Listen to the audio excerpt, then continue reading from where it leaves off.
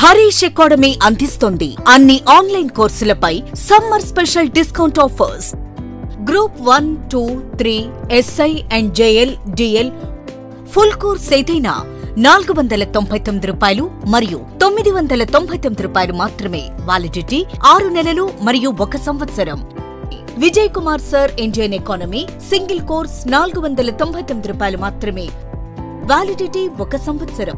ఈ ఆఫర్ మే 23 నుండి మే 26 వరకు మాత్రమే.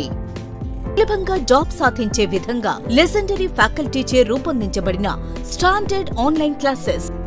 మరెందుకు ఆలస్యం? వెంటనే హరీష్ అకాడమీ యాప్ ని డౌన్లోడ్ చేసుకోండి, విజయం సాధించండి. Harish the best academy. Phone number 8341116915.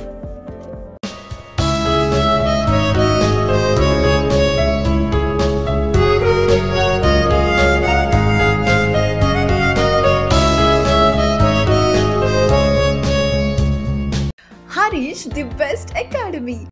Hi friends, welcome to Harish academy. ఈరోజు వార్తలు నిలిచిన జాతీయ, అంతర్జాతీయ, రాష్ట్రీయ అంశాల గురించి, వార్తలు నిలిచిన వ్యక్తులు, అవార్డులు, పుస్తకాలు, మరి క్రీడా సంబంధిత సమాచారం, ఒక్కొక్క అంశాన్ని వివరంగా తెలుసుకుందాం. ఈరోజు ఫస్ట్ టాపిక్ వచ్చేసి ఇటీవల తరచూ వార్తలు నిలుస్తున్న అంశాలపైన పోటీ పరీక్షలకు ప్రిపేర్ అవుతున్న ప్రతి ఒక్క అభ్యర్థి ప్రత్యేక శ్రద్ధను చూపండి. గత 6 నెలలుగా లేదా లాస్ట్ 1 ఇయర్లో రెగ్యులర్గా రిపీటెడ్గా వార్తలు నిలుస్తున్న అంశాలు ఏవైతే ఉంటాయో సబ్జెక్టుల వారీగా గుర్తించి వాటిని ఎగ్జామినేషన్ పాయింట్ ఆఫ్ వ్యూలో గుర్తుపెట్టుకోండి.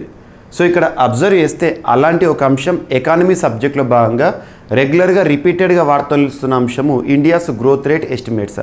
భారతదేశం యొక్క వృద్ధి రేటును అంచనా వేస్తున్న సంస్థల గురించి ఇటీవల తరచూ మనం డిస్కస్ చేస్తున్నాం. అంతర్జాతీయ సంస్థలే కానివ్వండి, మన భారతదేశానికి సంబంధించిన సంస్థలే కానివ్వండి, ప్రస్తుత ఆర్థిక సంవత్సరం లేదా ప్రస్తుత సంవత్సరంలో భారతదేశం యొక్క వృద్ధి రేటు ఎంతలా ఉండబోతోందని అంచనా వేస్తూ వార్తల్లోకి వస్తున్నాయి. అలా గోల్డ్మెన్ సాక్స్ అనే సంస్థ ఈరోజు ఒక ఎస్టిమేట్ని రిలీజ్ చేసింది. భారతదేశం యొక్క వృద్ధి రేటు 2024 సంవత్సరం ముగిసేసరికి 2024 ఇయర్ ఎండ్ వరకు 6.7%గా ఉండబోతోంది అని చెప్తూ అంచనాలను రిలీజ్ చేసింది. గతంలో వీరు 6.6% అన్నారు.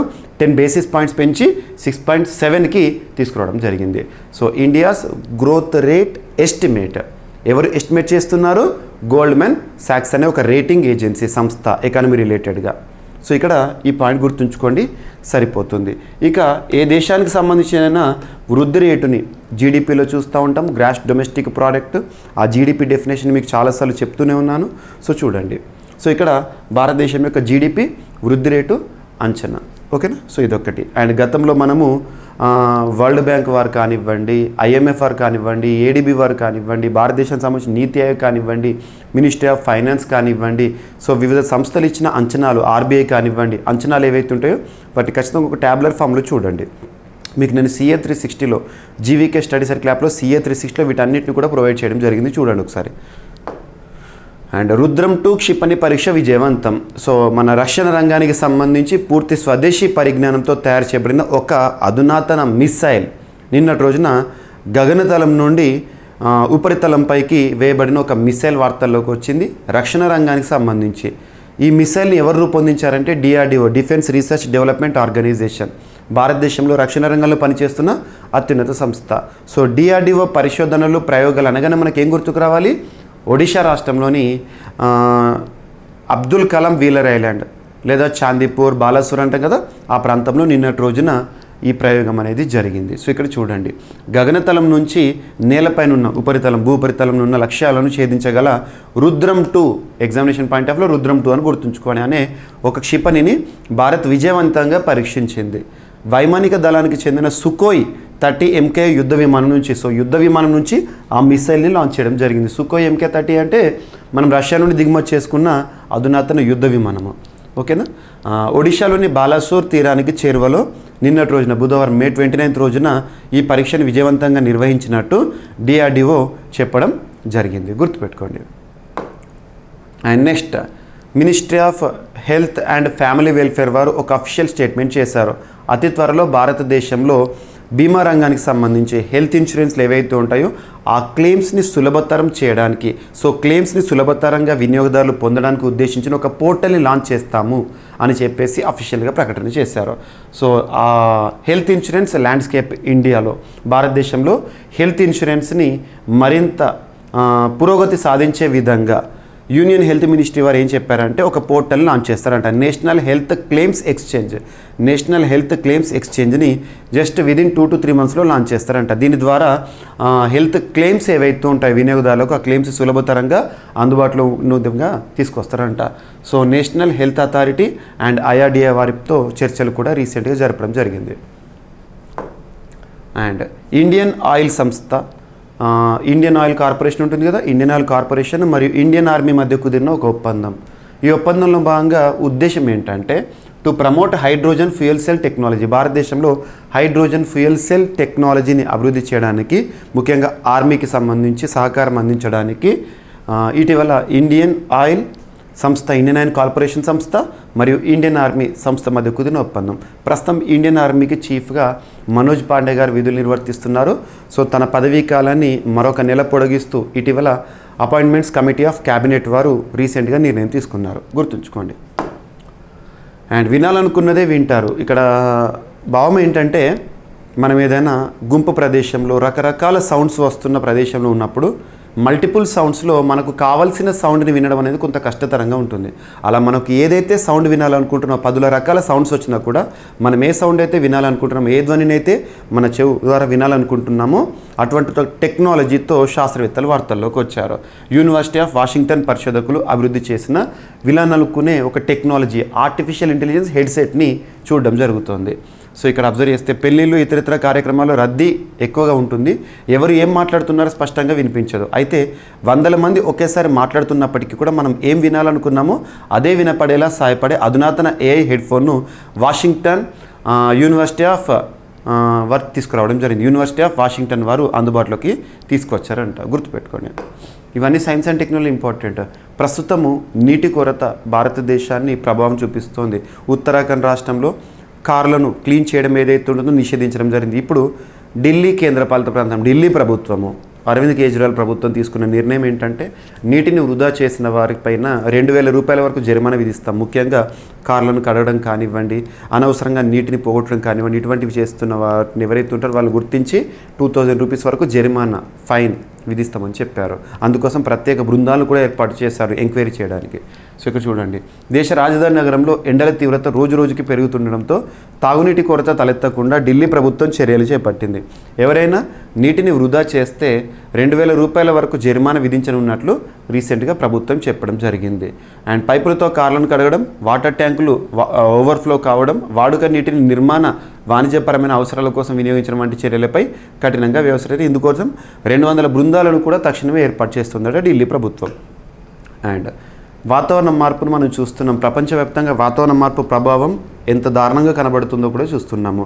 ఆంథ్రోపోజెనిక్ యాక్టివిటీస్ వల్ల, అంటే మానవ కారకాల వల్ల మనం వాడే క్లోరోఫ్లోరో కార్బన్స్, ఏరోజాల్స్ వంటివి కానివ్వండి, లేదా మనం వాడే పర్సనల్ వెహికల్స్ వల్ల కానివ్వండి, ఎమిషన్స్ అనేవి చూడడం జరుగుతుంది.